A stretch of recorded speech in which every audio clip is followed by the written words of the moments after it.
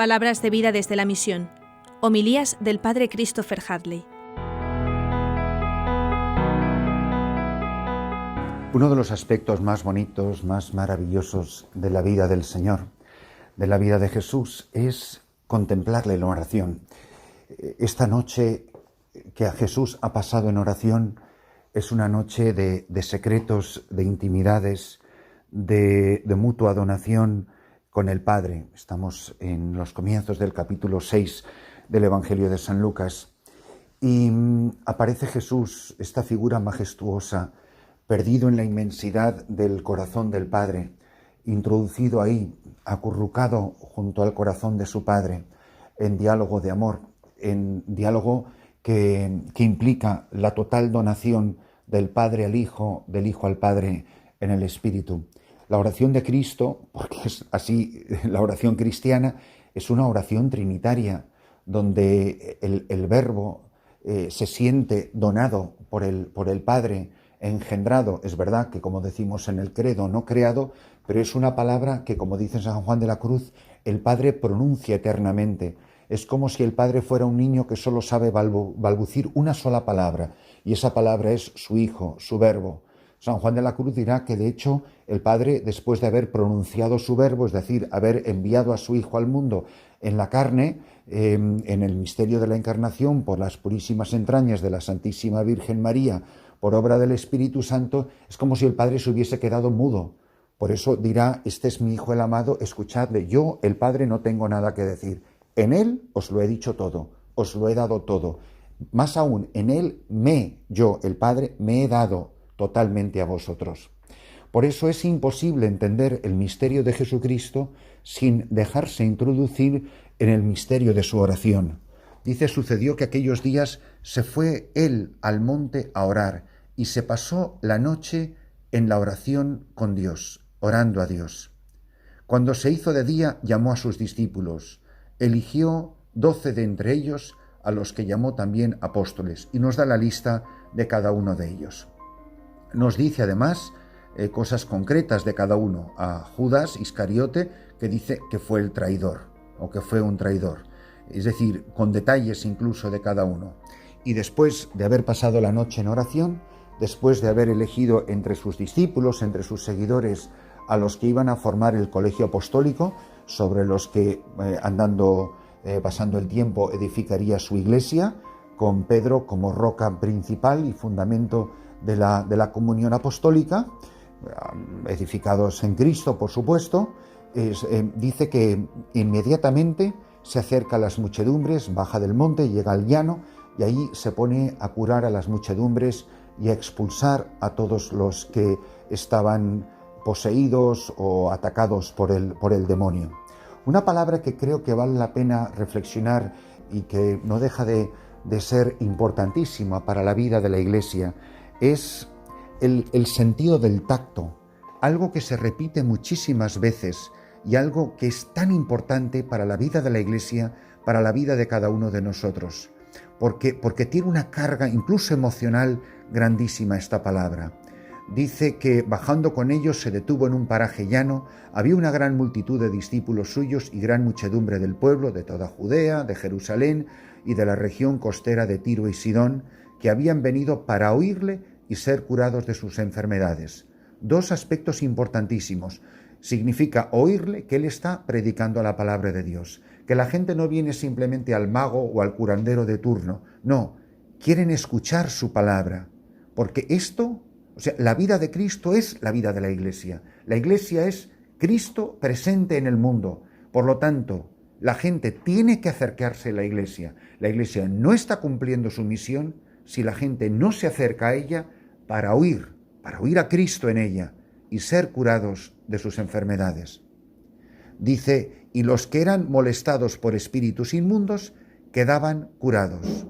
Toda la gente procuraba tocarle. Esta es la palabra a la que me refiero, el tacto, porque salía de él una fuerza que sanaba a todos.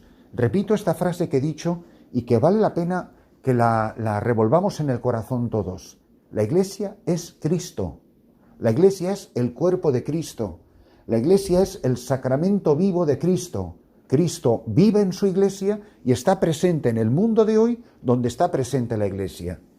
Igual que es importantísimo el axioma o la afirmación teológica que yo ahora estoy repitiendo por todas las capillas de Sudán del Sur, donde dice la Eucaristía hace la Iglesia y la Iglesia hace la Eucaristía. Bueno, ya en pasande, en el idioma local de la selva donde estoy, ya todo el mundo lo sabe decir.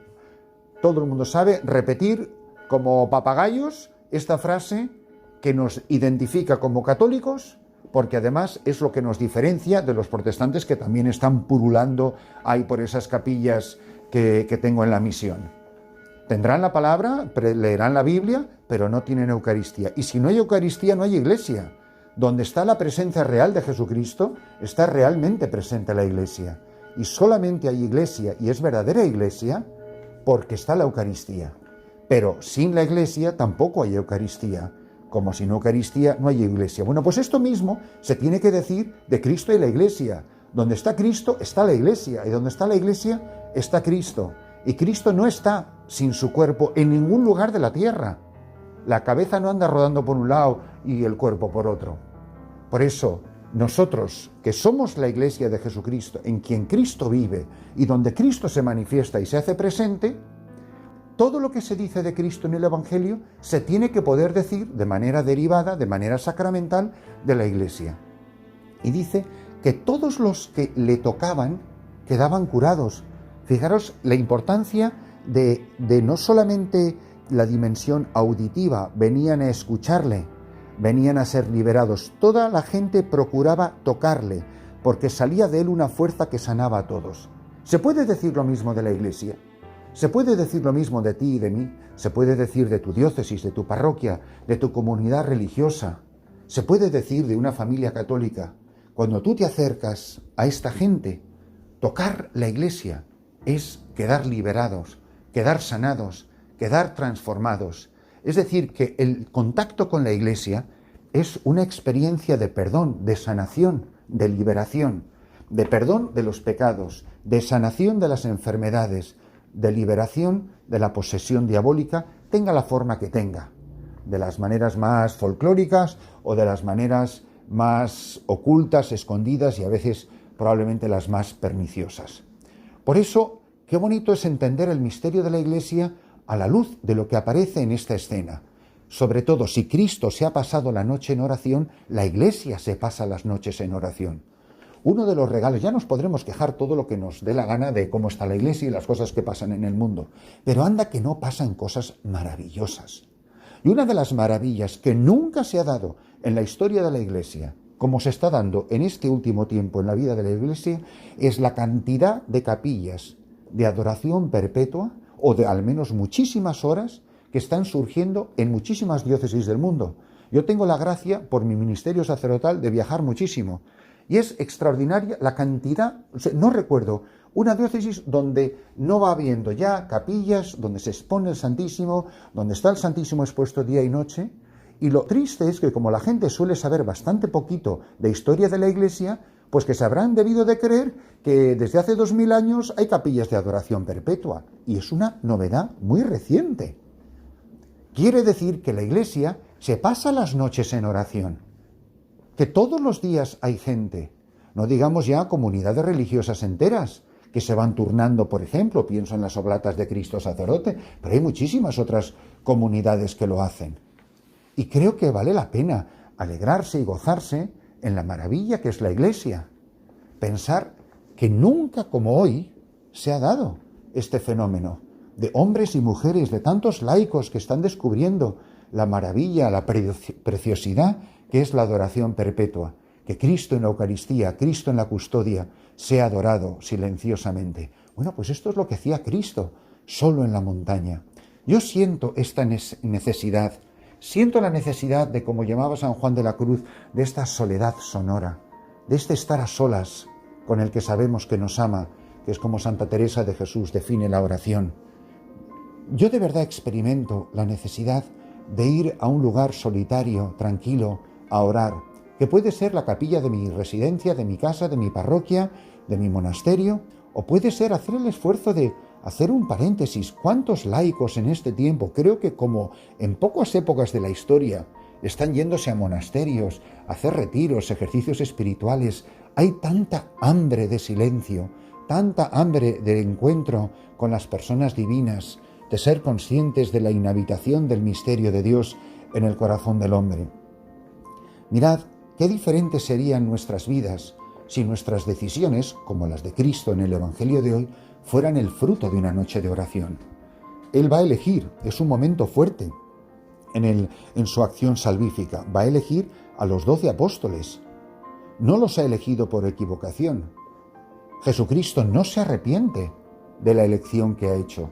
Después de la resurrección les confirmará a los 12 en su cargo, en su misión, en su puesto. Les comunicará el Espíritu Santo. Vendrá Pentecostés, los enviará por los caminos de este mundo. El Evangelio son los que han huido, son los que le han traicionado, son los que le han negado. No habían vivido todavía plenamente el misterio de la Pascua, no habían recibido Pentecostés. Pero Jesucristo no dice, oye, me habéis fallado, voy a elegir a otros 12. No, porque esa noche de oración fue el momento en que el Padre le revela el nombre de cada uno de ellos. Y mirad, lo que pasa con los apóstoles pasa con nosotros. Que mi vocación, la de Christopher, es el fruto de una noche de oración de Cristo. Y tu vocación es el resultado de una noche de oración de Cristo.